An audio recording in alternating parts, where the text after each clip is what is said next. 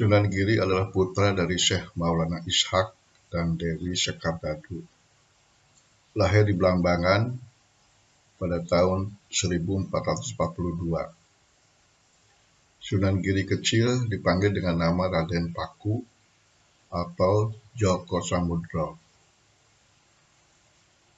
Sunan Giri mempunyai banyak julukan. Selain Raden Paku atau Djoko Samudro, Sunan Giri juga punya julukan Raden Ainul Yakin yang diberikan oleh Sunan Ampel. Ia juga punya gelar Prabu Satmoto saat memerintah Kerajaan Giri Kedaton pada tahun 1487 sampai 1506. Dilihat dari silsilah ibu, Sunan Giri adalah keturunan dari Kerajaan Blambangan, cucu Menak Sembayu. Dalam salah satu sumber menyebutkan, jika pernikahan Maulana Ishaq dengan Dewi Sekardadu, banyak pihak yang tidak menyukainya. Saat Sunan Giri lahir, para patih memasukkan Raden Paku ke dalam peti kayu. Kemudian dihanyutkan ke laut di sekitar daerah Selat Bali. Jadi, Sunan Giri adalah keturunan raja yang diasingkan. Peti kayu Sunan Giri tersebut akhirnya ditemukan oleh awak kapal bernama Sobir dan Sabar.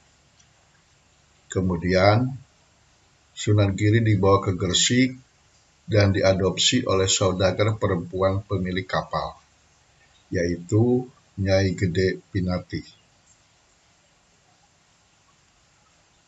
Karena belum tahu Sunan Giri sudah punya nama Raden Paku, Nyai Gede Pinati memberi nama Djoko Samudro. Nama tersebut diambil karena Sunan Giri ditemukan di lautan lepas atau samudra. Setelah dewasa, Sunan Giri belajar agama Islam di Ampel Denta ke Sunan Ampel bersama Maulana Makdum Ibrahim, yaitu Sunan Bonang, yang merupakan putra dari Sunan Ampel. Semangat mempelajari Islam, Sunan Giri tak pernah padam.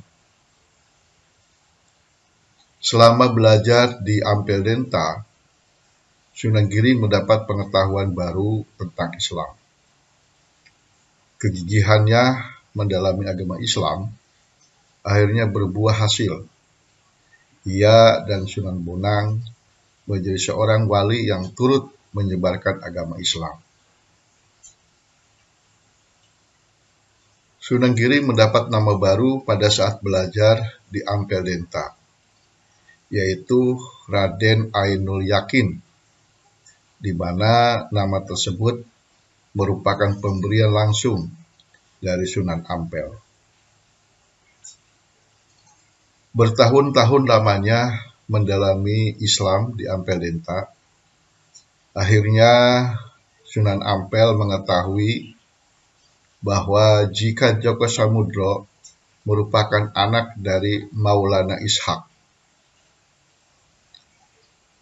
Sunan Giri pun bertemu dengan ayahnya Maulana Ishaq.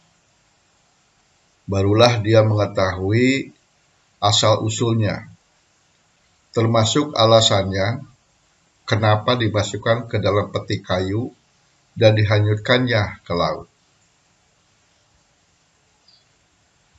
Sunan Giri menikah dengan putri Ampel yang bernama Dewi Murtiasi. Kemudian, keduanya bermukim di Giri dan mendirikan pondok pesantren sebagai pusat pendidikan agama Islam dan pemerintahan. Pesantren Giri terkenal sebagai salah satu pusat penyebaran agama Islam di Jawa. Pengaruh pesantren ini sampai ke Madura, Lombok, Kalimantan, Sulawesi, dan Maluku. Pengaruh pesantren Sunan Giri terus berkembang, hingga akhirnya menjadi kerajaan bernama Giri Kedaton. Sunan Giri kemudian mendapat gelar baru, yakni Prabu Satmata.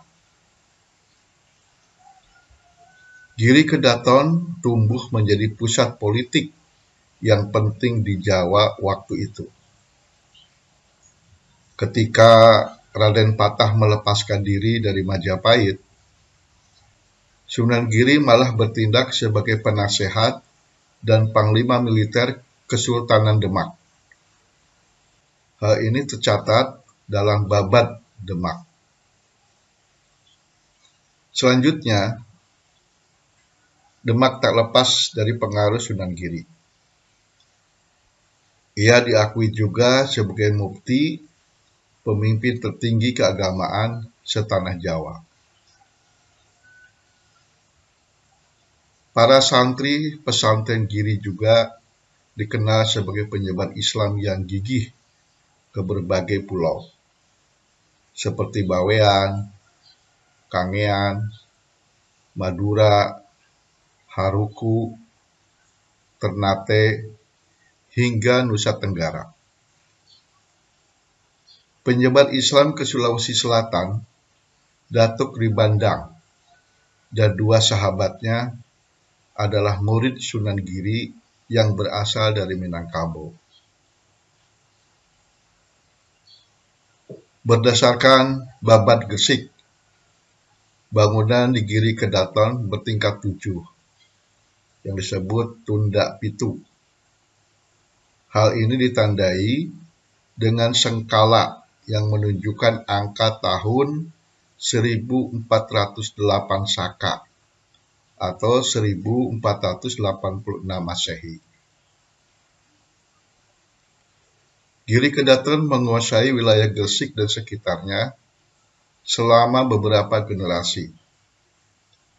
Kerajaan ini akhirnya ditumbangkan oleh Sultan Agung. Setiap wali songo dalam melakukan dakwahnya mempunyai cara atau strategi yang berbeda-beda. Dan Sunan Giri dikenal sebagai wali yang berdakwah lewat permainan anak-anak. Permainan yang dibuat oleh Sunan Giri ada nyanyian-nyanyian di mana dalam permainan tersebut mengandung nilai-nilai dakwah. Misalnya, ada salah satu nyanyian yang mengandung makna, jangan menuruti hawa nafsu. Bahkan, Sunan Giri juga menciptakan permainan seperti jamuran, jelungan, hingga cublak-cublak suweng. Demikian pula gending asmarandana dan pucung bernuansakan Jawa, namun syarat dengan ajaran Islam. Permainan tradisional tersebut hingga saat ini masih sering dimainkan. Tidak hanya melalui permainan anak, Sunan Giri juga memanfaatkan seni sebagai strategi dalam berdakwah. Misalnya dengan wayang, hingga tembang-tembang Jawa. Sunan Giri wafat pada tahun 1506 dan dimakamkan di atas bukit berarsitektur khas Jawa yang terletak di Dusun Giri Gajah, Desa Giri, Kecamatan Kebomas. Lokasi makam Sunan Giri berjarak 4 km dari pusat kota Gresik. Makam Sunan Giri hingga kini sering dikunjungi para peziarah dari berbagai daerah. Bahkan, makam Sunan Giri sudah menjadi salah satu wisata religi di Gresik.